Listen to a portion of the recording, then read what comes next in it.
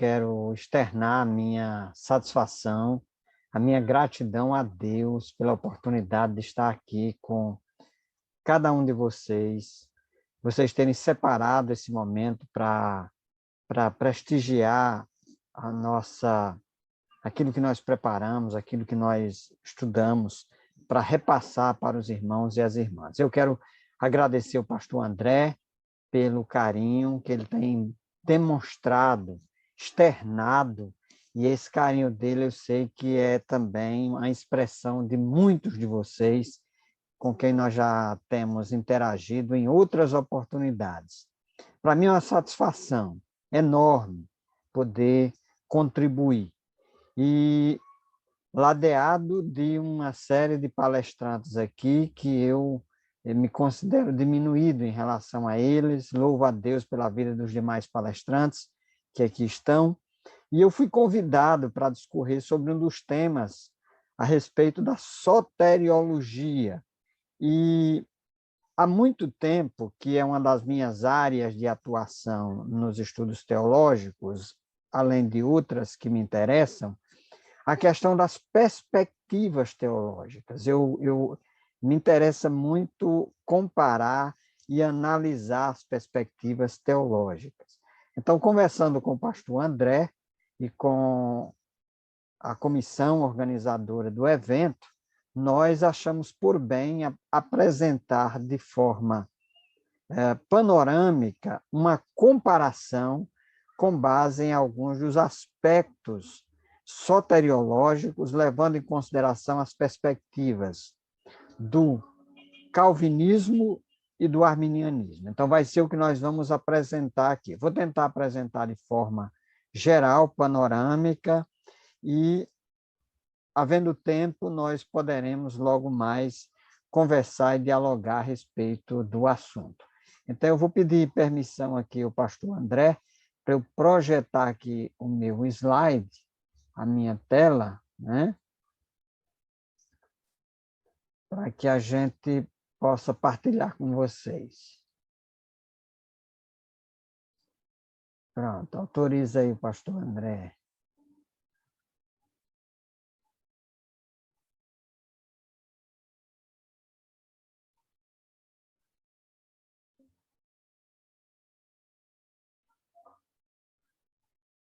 Nós vamos fazer uma apresentação, nós separamos aqui 10 slides, e eu vou explicitar com base nos slides que nós separamos aqui, para que os irmãos possam acompanhar de uma forma mais didática, né? Pontos em comum. E que nós temos mais pontos em comum do que pontos distintos em relação à questão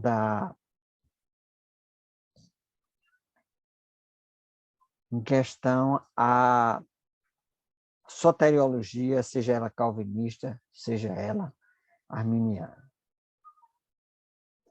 Então, e uma orientação que eu dou em relação a isso é que também o nível de qualquer tipo de debate entre calvinistas e arminianos devem, como qualquer debate cristão e perspectiva no seio de um contexto teológico, deve se dar com respeito, né? Com respeito, sobretudo pela diferença, até porque eu gosto sempre de ressaltar, quando trato a respeito desse assunto, que o enfoque soteriológico, seja ele calvinista ou arminiano, não se caracteriza em heresia e não faz com que nós deixemos de professar a fé cristã. São perspectivas que eu julgo secundárias, são perspectivas que a gente debate, é importante que se debata, se dialogue, se converse, mas é preciso também que haja respeito, consideração e, sobretudo, amor, né? Afinal de contas, essa é a grande virtude, a principal virtude cristã. Então, eu vou tratar desses aspectos aqui, mas sem nenhuma pretensão de diminuir, até porque eu deixo muito bem claro, eu me inscrevo muito mais numa perspectiva arminiana, mas tenho todo o respeito, consideração, amizade, inclusive, eu partilho da amizade com vários irmãos que são calvinistas, né? Então, eu vou me apresentar um pouco mais aqui, enquanto o irmão providencia. Então, eu sou José Roberto, pastor auxiliar, superintendente-geral da Escola Bíblica Dominical da Igreja Evangélica Assembleia de Deus, aqui na cidade de Mossoró, no Rio Grande do Norte. Pela graça de Deus, eu tenho atuado em cursos teológicos. Eu sou professor no Instituto Bíblico aqui, que se chama CETADEM, é o Centro de Estudos Teológicos da Assembleia de Deus, e trabalho, além de trabalhar com hermenêutica, exegese, uma das minhas áreas de atuação são as línguas bíblicas, hebraico e grego. E, em razão disso, eu também acabei dando uma contribuição inicial à FAETAD, que é a Faculdade Teológica da Assembleia de Deus, lá de Campinas, São Paulo, e essa experiência que se deu aí há mais de 5 anos tem perdurado, e nós temos ministrado disciplinas nessas áreas de línguas, traduzido alguns materiais para ensino de hebraico, de grego. E em relação à minha vida, eu sou casado, já vai fazer 27 anos, com a irmã Alda, né? Nós somos casados, eu a conheci numa escola bíblica dominical, eu era superintendente, e ela era secretária da escola bíblica dominical, então eu já tenho outro motivo aí para apreciar e defender a escola bíblica dominical. Eu era um jovem superintendente da escola dominical em uma das nossas congregações, e ela era aquela secretária que fazia a leitura dos relatórios finais, os relatórios gerais das classes. E ali nós iniciamos um namoro, resultou em casamento. 2 anos depois, nós estamos casados há 27 anos, temos 2 filhos, eu já tenho um rapaz e uma mocinha adolescente, e tenho atuado aqui na igreja, tenho amizade dos meus pastores, tenho uma preocupação de manter, sobretudo, a amizade, não é? E a espiritualidade. Não tenho tido todo o cuidado para não deixar que as vaidades, não é, tomem de conta da nossa cabeça, pelas oportunidades que o Senhor tem nos facultado. Então, a gente manter a fé, o equilíbrio, o foco. Eu sou muito afeito à leitura, vocês estão vendo aqui ao meu redor uma biblioteca. Essa biblioteca eu venho juntando aí desde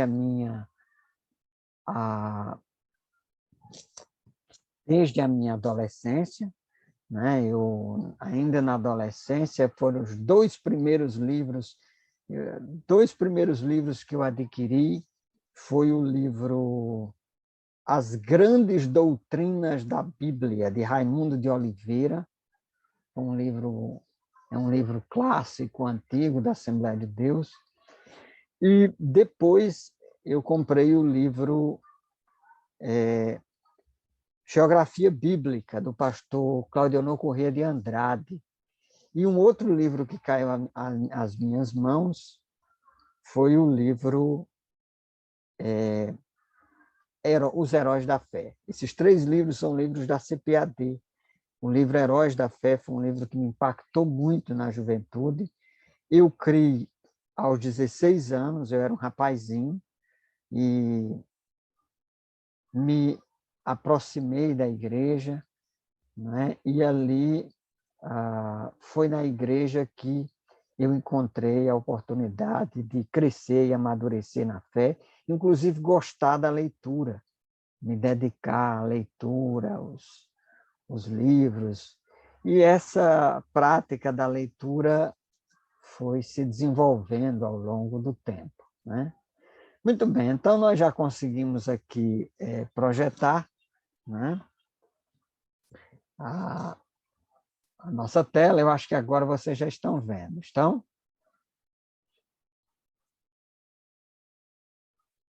Pronto, ótimo.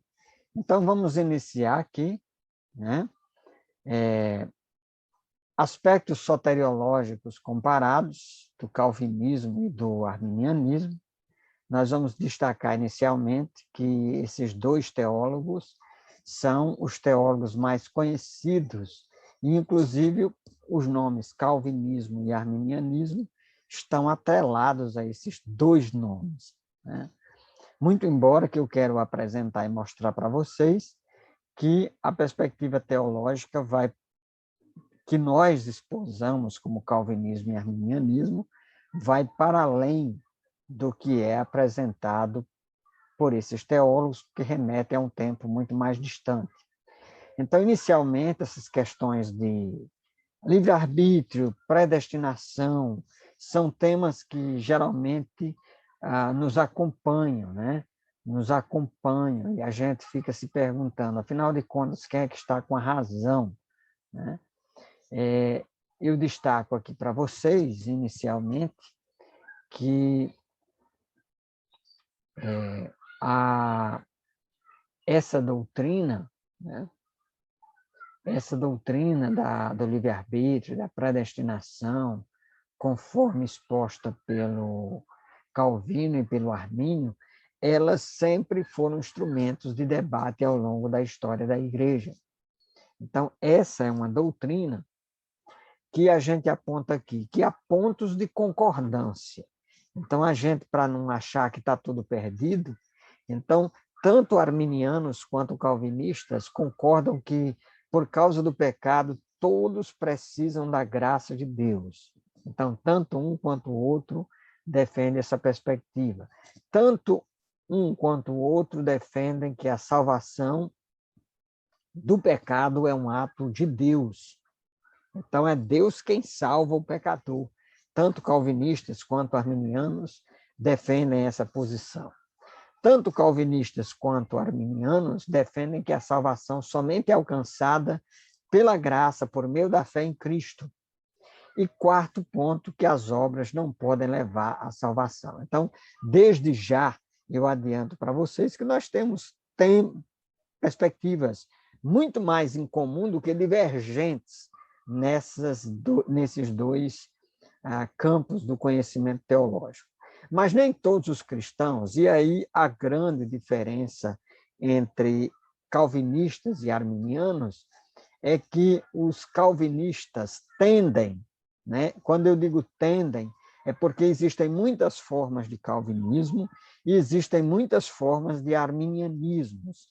Então, os calvinistas tendem a supervalorizar ou a valorizar a doutrina da soberania de Deus, enquanto que os arminianos tendem a ressaltar a possibilidade da liberdade humana, do livre-arbítrio, muito embora que essas perspectivas, ainda que elas sejam postas no mesmo nível, mas tanto um quanto o outro defende a soberania de Deus. Agora, a diferença é que os arminianos dão alguma possibilidade de decisão e de responsabilidade humana no que tange à doutrina da salvação. Nós vamos falar isso mais adiante. Então, aqui eu apresento um quadro inicial, que é um quadro comparativo, no qual eu destaco os 5 aspectos do arminianismo e do calvinismo. Então, o calvinismo defende, e o arminianismo, em relação a essa questão da depravação total, ou seja, o ser humano ele é depravado pela sua própria condição de queda. Então, o calvinista diz que essa depravação ela é total e radical, ou seja, não há possibilidade de se encontrar, por menor que seja, qualquer possibilidade do ser humano se redimir por conta própria. Então, essa é a chamada depravação radical. Os arminianos também acreditam na depravação total, né? Eles acreditam que o ser humano não tem a possibilidade de salvar a si mesmo. No entanto, mesmo com a depravação, há uma possibilidade do ser humano exercer alguma liberdade de escolha. E aí nós vamos delinear como isso acontece. Uma outra perspectiva calvinista é a eleição incondicional, também chamada de eleição soberana. Nessa perspectiva, para os calvinistas, Deus escolheu a priori, por antecipação, e essa eleição ela se dá de forma incondicional, ou seja, aqueles que foram previamente eleitos não têm como escapar dessa eleição. Enquanto que os arminianos preferem defender uma eleição condicional, uma eleição na qual os seres humanos são escolhidos, mas são escolhidos no campo do conhecimento prévio, ou como o termo teológico que a gente utiliza, na presciência de Deus, ele sabe aqueles que haverão de ser salvos e aqueles que haverão de ser condenados. Em relação à expiação, calvinistas e arminianos também se debatem a respeito desse assunto. Isso porque os calvinistas acreditam numa expiação limitada. Isso porque essa expiação ela é definida e ela é particular, porque ela alcança os eleitos, enquanto que os arminianos defendem uma redenção universal, é uma expiação geral disponível a todos, desde que as pessoas decidam por Cristo. Em relação à graça, né, o favor imerecido de Deus, os calvinistas defendem que essa graça ela é irresistível. Se essa eleição é incondicional, se Deus escolheu e esses eleitos não podem fugir dessa eleição divina, então a graça de Deus também não pode ser resistida. Eles obrigatoriamente deverão crer, enquanto que os arminianos preferem acreditar que a graça de Deus ela é resistida, ela pode ser resistida, ela é resistível. Então, um outro aspecto aí que entra em embate também entre calvinistas e arminianos é a perseverança dos santos, ainda que o próprio Armínio não tenha se posicionado claramente a respeito desse assunto.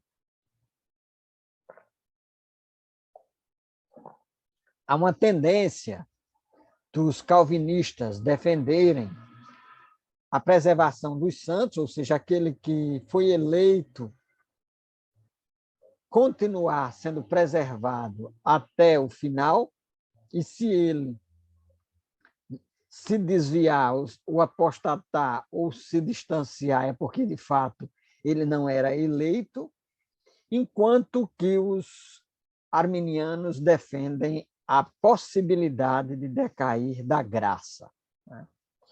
Evidentemente, eu vou expor isso com mais detalhes adiante, para que a gente também tenha o cuidado de não levar essa doutrina de decair da graça ao extremo. Então, é importante que a gente situe essas perspectivas na história. Mas antes de entrar na história, eu gostaria de ir para a filosofia, para dar uma explicação numa perspectiva filosófica em relação a essas abordagens, a essas perspectivas.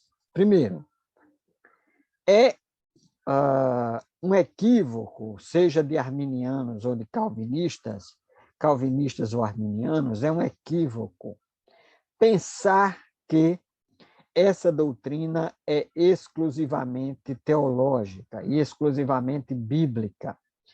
Isso porque, explico, antes da teologia cristã, os gregos já debatiam a respeito do determinismo e da liberdade de vontade dos seres humanos. Se você for para a filosofia grega, estudar Aristóteles, estudar Platão, estudar Sócrates, você vai identificar até nos escritos literários de, por exemplo, Homero, Sófocles, a gente já vai identificar nesses escritos antes de Cristo essa discussão, né?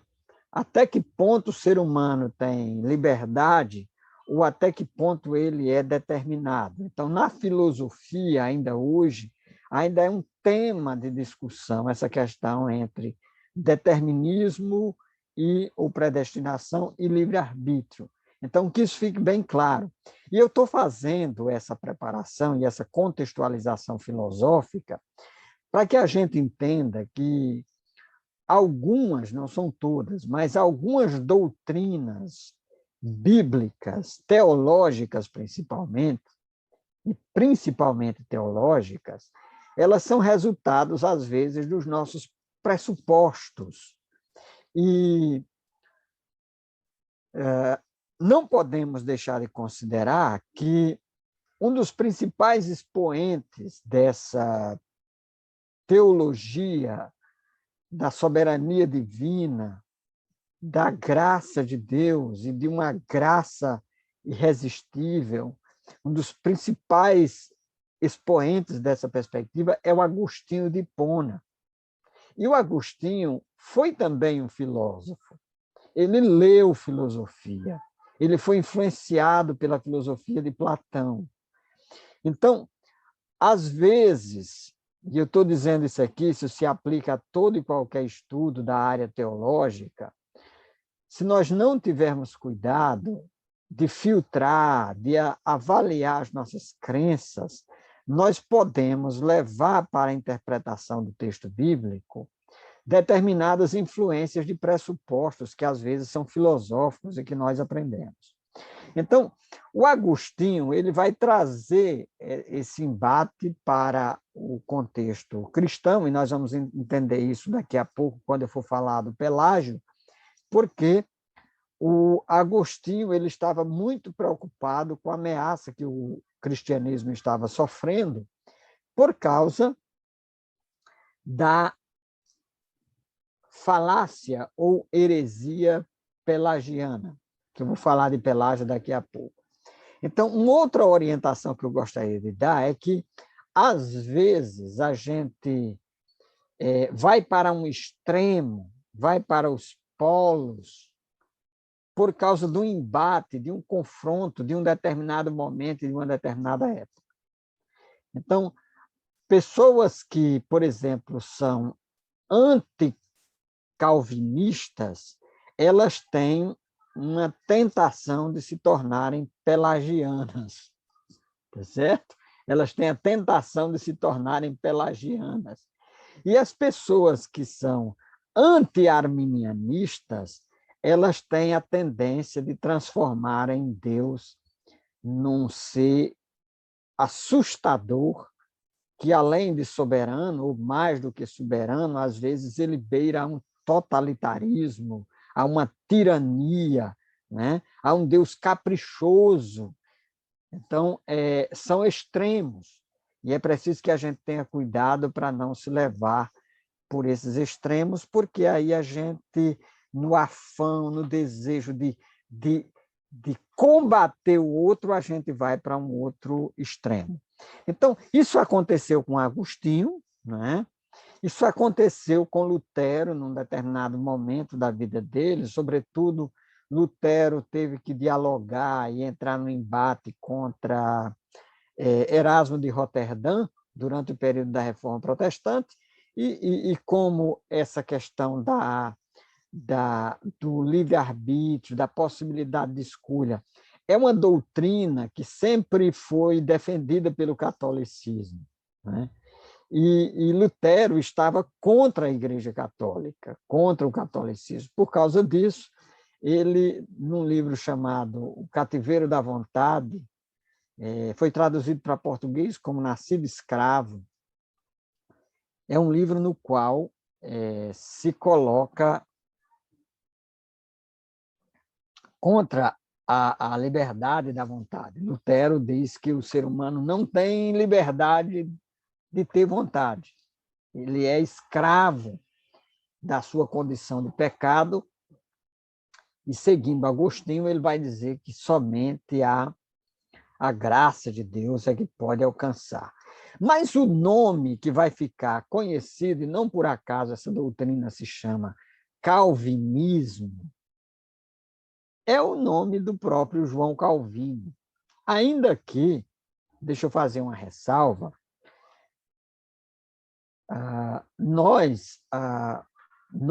todos nós, de algum modo, a gente é influenciado. A gente é influenciado pelas perspectivas. E o calvinismo, a gente foi influenciado por Calvino, mas, às vezes, um outro equívoco que a gente comete é de achar que Calvino não serve para nada, né? Eu tenho aqui na minha biblioteca as Institutas da Religião Cristã de Calvino, tenho alguns comentários bíblicos, os comentários de Calvino são excelentes, ele foi um excelente comentarista bíblico. No entanto, que fique claro que quando a gente está se referindo aqui ao calvinismo, a gente está se referindo à doutrina da dupla predestinação, na sua perspectiva soteriológica. E eu não quero, né, que a gente saia daqui dizendo que Calvino não serve para nada. Calvino foi um dos maiores teólogos do cristianismo. A gente tem que entender isso. Agora, às vezes, quando eu faço essa exposição, algumas pessoas perguntam: você é calvinista? Eu digo: todos nós, de algum modo, somos calvinistas. Agora, eu não sou calvinista em relação à soteriologia. Isso porque, nas Institutas da Religião Cristã, Calvino expõe de forma clara a sua perspectiva, e ele, com base na Epístola aos Romanos, vai defender aquilo que Agostinho propôs. Calvino foi um leitor do Agostinho e ele vai defender que Deus elege, Deus escolhe, né? E essa eleição se dá por intermédio de uma graça irresistível, a qual os eleitos não podem fugir, não podem escapar. Então, depois do Calvino, o Calvino veio a falecer em 1964, então, algumas igrejas deram continuidade às doutrinas soteriológicas calvinistas. São as chamadas igrejas reformadas. Então, tem as igrejas de tradição reformada, são igrejas que tendem a seguir essa perspectiva calvinista. Inclusive, hoje se fala em neocalvinismo, que está em plena ascensão. Sobretudo nos Estados Unidos, a gente tem um movimento muito forte entre os neocalvinistas. Um dos nomes mais representativos desse neocalvinismo é o nome do teólogo John Piper, né, que é um dos principais representantes desse neocalvinismo. Tem outros, né, o Sproul também, que já é falecido, mas foram teólogos que têm disseminado essa perspectiva. E o documento que tem fundamentado, dentre outros, mas o principal documento que tem fundamentado essa visão calvinista é o documento que foi produzido pelo Sínodo de Dort, né? Que 10 anos depois da morte de Armínio, os teólogos reformados holandeses, na Assembleia de Dordrecht, produziram esse documento com o objetivo de enfatizar, de defender a doutrina da dupla predestinação, de uma eleição incondicional, de uma graça irresistível, que são doutrinas que estão elencadas nesse documento. Então, aí foi um pouco da história, né, do calvinismo, e agora nós vamos para um pouco da história do arminianismo. Então, essa perspectiva arminiana, ela inicia, nós não podemos negar historicamente, o papel de Pelágio. Nós pouco sabemos a respeito de Pelágio. sabemos que ele foi um teólogo britânico, sabemos que ele foi contemporâneo de Agostinho, os seus escritos quase que não chegaram até nós, ele foi julgado como herege. Isso porque o Pelágio defendia uma moralidade, uma perspectiva na qual as pessoas podiam agradar a Deus através dos seus méritos, dos seus feitos. E esse tipo de ensinamento foi muito cedo avaliado pela Igreja Cristã como um ensinamento e uma doutrina contrária às Escrituras, contrária à palavra de Deus. E aí Pelágio foi rebatido pelo Agostinho de Hipona. Então, Agostinho de Hipona foi o principal crítico de Pelágio e se opôs fortemente e com muita firmeza. Tem um livro do Agostinho chamado Livre-Arbítrio, o Livre-Arbítrio, no qual ele critica de maneira muito veemente as posições do Pelágio. Depois do Pelágio, né, esse embate lá com Agostinho, nós temos no período ali que está acontecendo a Reforma Protestante, um embate de Lutero com Erasmo de Roterdã. Quem foi o Erasmo de Roterdã? O Erasmo de Roterdã teve um papel fundamental, inclusive na Reforma Protestante. Foi ele que começou a criticar os excessos e os exageros do catolicismo romano na época medieval. Foi ele que compilou o texto grego do Novo Testamento, conhecido como Textus Receptus, que possibilitou, inclusive, a tradução da Bíblia, do Novo Testamento, a partir do texto grego, e foi, inclusive, o texto que Lutero se utilizou para traduzir o Novo Testamento. Então, Erasmo de Roterdã foi um humanista, um intelectual de grandeza, e católico, um católico fervoroso, ainda que discordasse do catolicismo, mas o catolicismo não saiu de dentro dele, ele permaneceu católico até o final da vida, mas inspirado nos conhecimentos do Erasmo de Roterdã, o Lutero se opôs a ele, o reformador. O que era que Erasmo de Roterdã defendia? A liberdade da vontade, que inclusive é um livro dele com esse título. Então, ele defende que o ser humano está perdido, distante de Deus, mas Deus lhe deu a liberdade de exercer alguma vontade e de tomar algumas decisões, inclusive em relação à salvação. Então, o Erasmo de Roterdã é um dos autores que está próximo dessa perspectiva arminiana. O teólogo que se contrapôs a Calvino durante o período da Reforma Protestante foi o Albert Pigius, que em seus 10 livros sobre a liberdade de escolha e graça divina, ele vai se opor a Calvino e dizer, olha, espera aí, Calvino, também não é assim.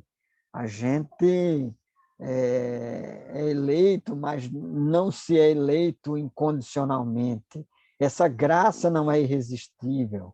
As pessoas têm liberdade de escolha e a graça humana. Então, essa discussão, notem vocês que ela vai seguindo de forma pendular. Uma hora vai para um lado, outra hora vai para o outro, e sempre no contraponto de teólogos em embate, né?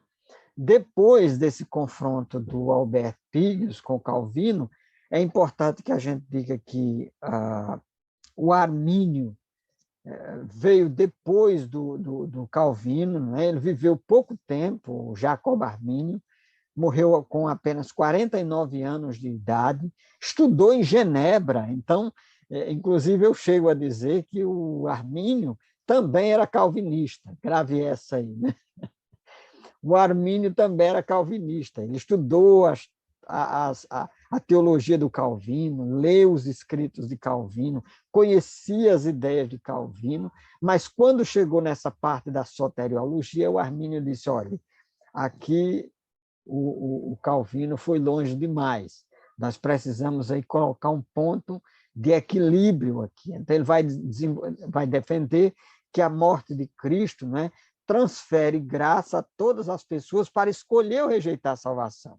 Então, olhe, a morte de Cristo foi suficiente para que os seres humanos recebessem uma graça, inclusive interessante, que o próprio Calvino acreditava na graça comum. Então, olha, Deus adota o ser humano com uma porção de graça para que ele possa decidir. E depois vem os remonstrantes, que foram os estudiosos e seguidores de Armínio, como Armínio faleceu jovem, logo ou cedo, em 1610, os remonstrantes se reuniram para produzir um documento e para se contrapor aos princípios da Igreja Reformada e à perspectiva da doutrina da dupla predestinação calvinista. Um outro nome que eu não incluí aí, mas que muito bem poderia ser citado, é o nome de John Wesley, o famoso fundador do metodismo inglês. Ele também era arminiano e era um leitor do Armínio, né? E um defensor, inclusive, de uma perspectiva que já está lá nos escritos de Armínio, que é a noção de graça preveniente, ou seja, Deus dota o ser humano, em geral, com uma porção de graça, uma graça suficiente para que ele possa, ao ouvir a mensagem e o Espírito Santo atuando sobre a vida dele ou dela, essa pessoa pode aceitar ou rejeitar a graça de Deus. Então, nós vamos agora destacar os 5 aspectos e vamos falar sobre cada um deles, né, de forma mais direta. Então, inicialmente, há pontos de concordância? Sim, no tocante ao livre-arbítrio e à capacidade do ser humano. Bem, o efeito do pecado atingiu a natureza humana e de forma total. Então, sem a intervenção divina, ninguém pode se aproximar de Deus, né? Todos pecaram, estão destituídos da glória de Deus, estão afastados e distanciados de Deus. Tanto calvinistas quanto arminianos acreditam nisso. Acreditam que o ser humano caiu, tem uma natureza caída, tem uma natureza pecaminosa, distanciada de Deus. Mas os calvinistas dizem que a capacidade humana para se voltar para Deus foi quebrada em Adão. Então, de Adão até nós, ninguém mais pode crer sem a intervenção divina. E por isso eles se utilizam de versículos que diz: ninguém vem ao Pai senão por mim, ninguém crê, né? A própria fé é uma capacitação divina. Então, ninguém pode crer a menos que Deus lhe dê a fé para que a pessoa possa crer. Então, essa é a posição calvinista. Enquanto que na posição arminianista, ou arminiana, com base na doutrina da graça preveniente, se acredita que essa graça foi estendida a todos, de modo que, como essa graça foi estendida a todos, qualquer pessoa, como receber uma porção da parte de Deus, ela tem uma possibilidade que não é dela, mas já foi Deus que deu, para que ela possa tomar uma decisão por Cristo, ou para que ela possa rejeitar e dizer: eu não quero, eu rejeito. Então, essa é a perspectiva calvinista arminiana sobre o livre-arbítrio e a capacidade de decisão. O outro aspecto que eu gostaria de destacar é em relação à eleição. Então, tanto calvinistas quanto arminianos defendem que Deus escolheu Israel entre as nações, Deus escolheu a igreja para a salvação, né? Agora, a grande discussão entre calvinistas e arminianos é de que modo essa escolha ou essa eleição se dá, né?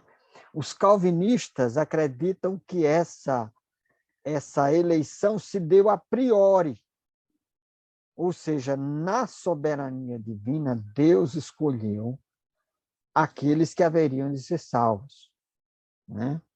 Às vezes a gente diz assim, Deus escolheu aqueles que haveriam de ser condenados. Bem, não é bem assim. Os calvinistas dizem que a condenação é uma condição humana da queda. O que Deus fez foi o seguinte: não, eu vou escolher alguns para salvar, né?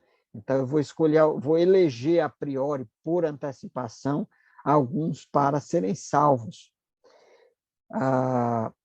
Enquanto que os arminianos, eles discordam em relação a essa questão da escolha ou da eleição, e eles defendem que essa eleição se dá no campo da presciência divina, ou seja, Deus escolheu ou Deus escolhe aqueles que ele sabe por antecipação que haverão de crer na sua palavra e que haverão de receber essa graça e o evangelho e a boa nova de Jesus Cristo. Então, a eleição se dá nesses moldes. Então, os dois acreditam que é a eleição, mas um acredita que essa eleição é a priori, enquanto que o outro acredita que essa eleição é pela presciência de Deus. Um outro aspecto dessa discussão arminiana e calvinista diz respeito à expiação, né? Sobre a expiação, todos os cristãos, sejam eles calvinistas ou arminianos, concordam e defendem que a morte de Cristo cumpriu as exigências suficientes para cobrir os pecados do mundo inteiro. Ou seja, o pecado, todos pecaram, o sacrifício de Cristo cumpriu o papel de salvar, né?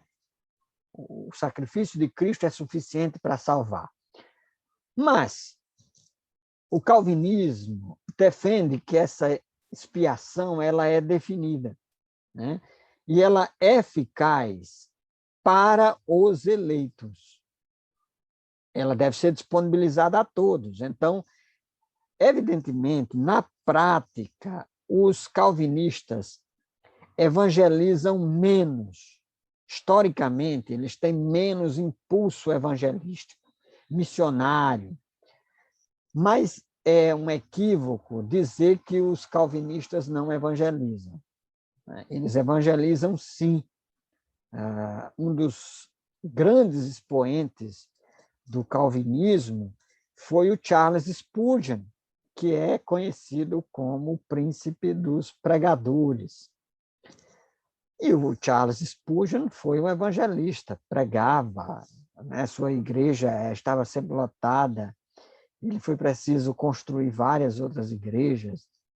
Então, o calvinista, ele prega, mas ele diz o seguinte: eu não sei quem foi eleito, por isso que eu prego, né? Eu vou pregar porque é pregando que os eleitos vão vir a Cristo, né? Vão fazer parte desse grupo. Então, digamos assim, a evangelização é o meio de alcançar os eleitos de Deus, mas essa expiação vai alcançar especificamente, definidamente, aqueles que foram eleitos. Enquanto que os arminianos acreditam que essa expiação de Cristo ela foi universal.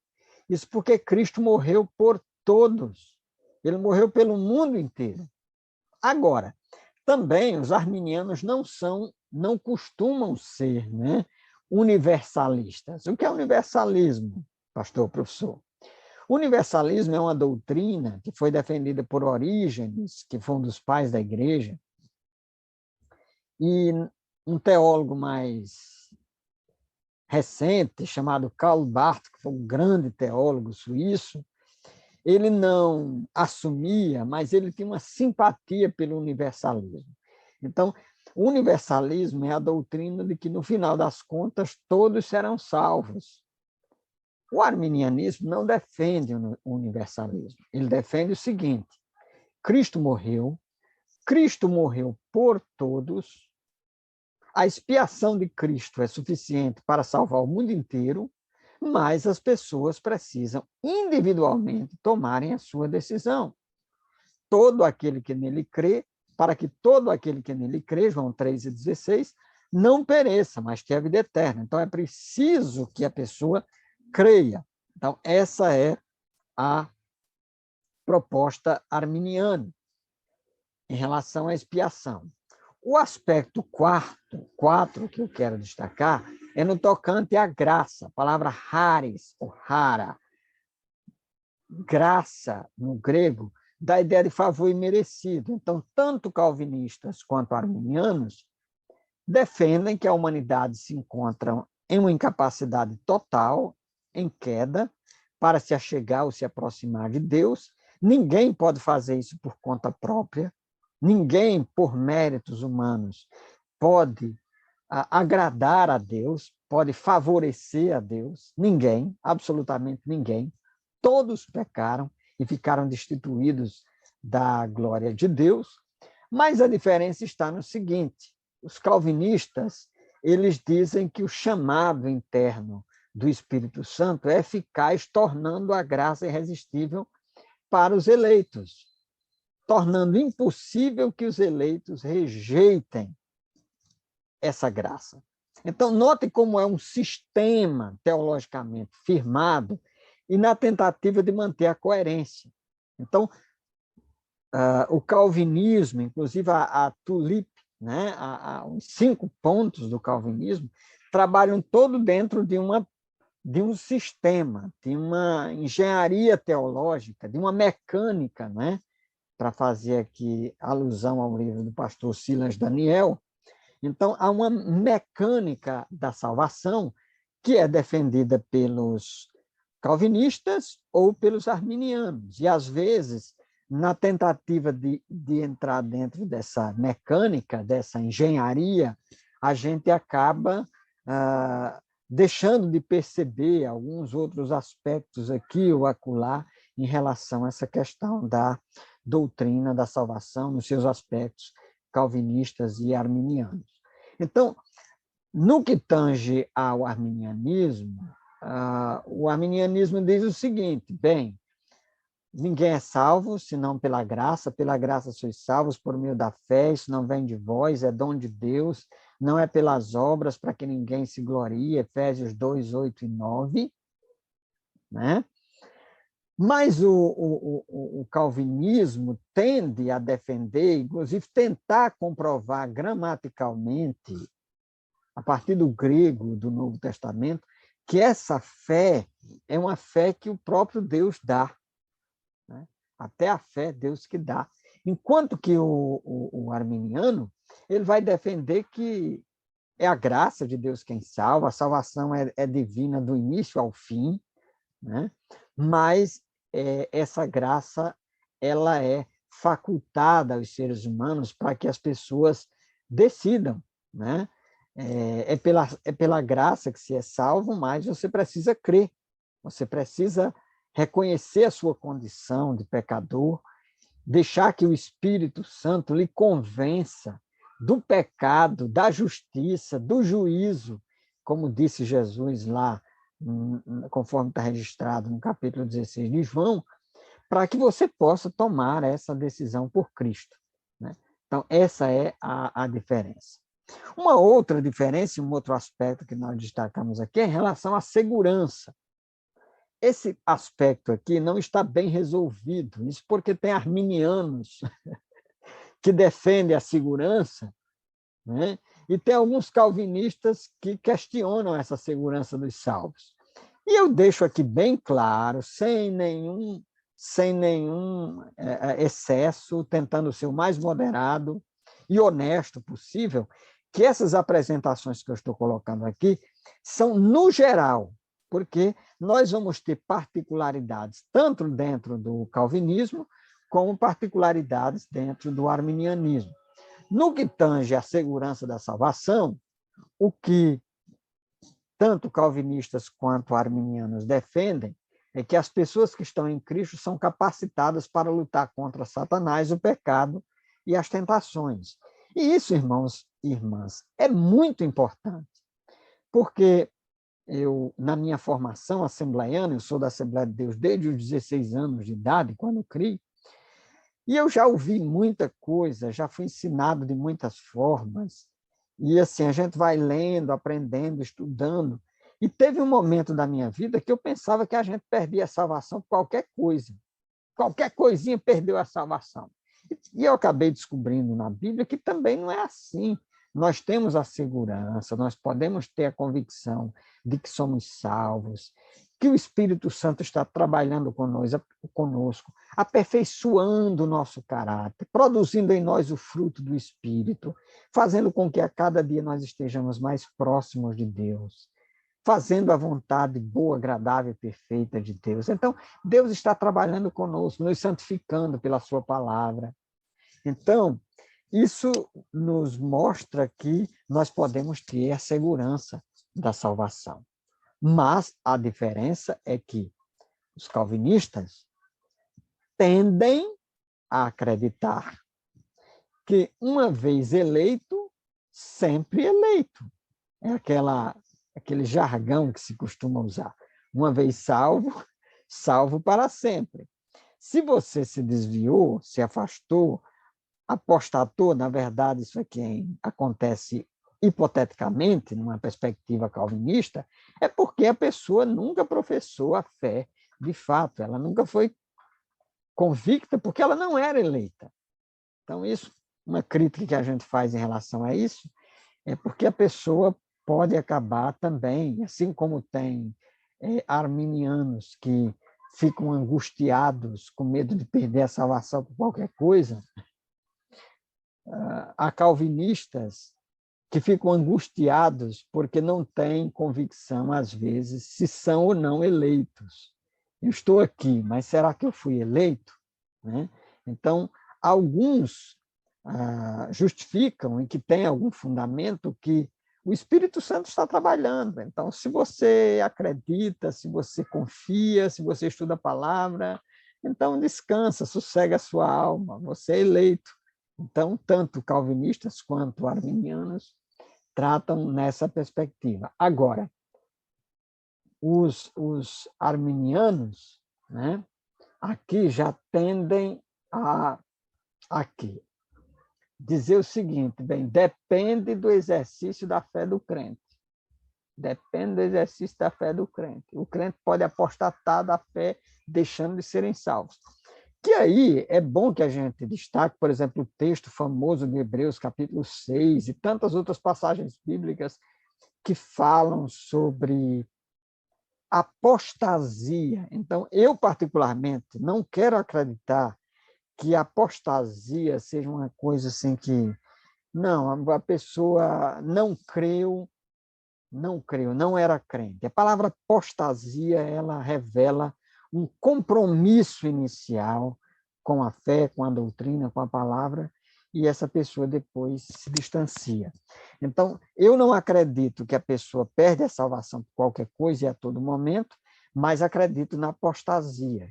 Pessoas que creram, experimentaram a graça, a fé, o evangelho de Cristo, mas que por alguma razão renegaram, né? Negaram a sua fé, a sua doutrina e a sua experiência com Deus. Bem, queridos, aqui nós estamos, portanto, encerrando a nossa apresentação panorâmica a respeito dos aspectos soteriológicos, a respeito da salvação, né, a soteriologia da salvação, e destacando os 5 principais aspectos do calvinismo e do arminianismo. E eu gostaria de encerrar, né, eu tendo sempre a ser muito moderado e a ouvir as partes, tenho minhas convicções formadas a respeito do que eu creio, mas eu gostaria de encerrar com essa frase, que é atribuída a vários pregadores e ensinadores, mas é geralmente atribuída a Agostinho de Hipona, que diz o seguinte: no essencial, unidade.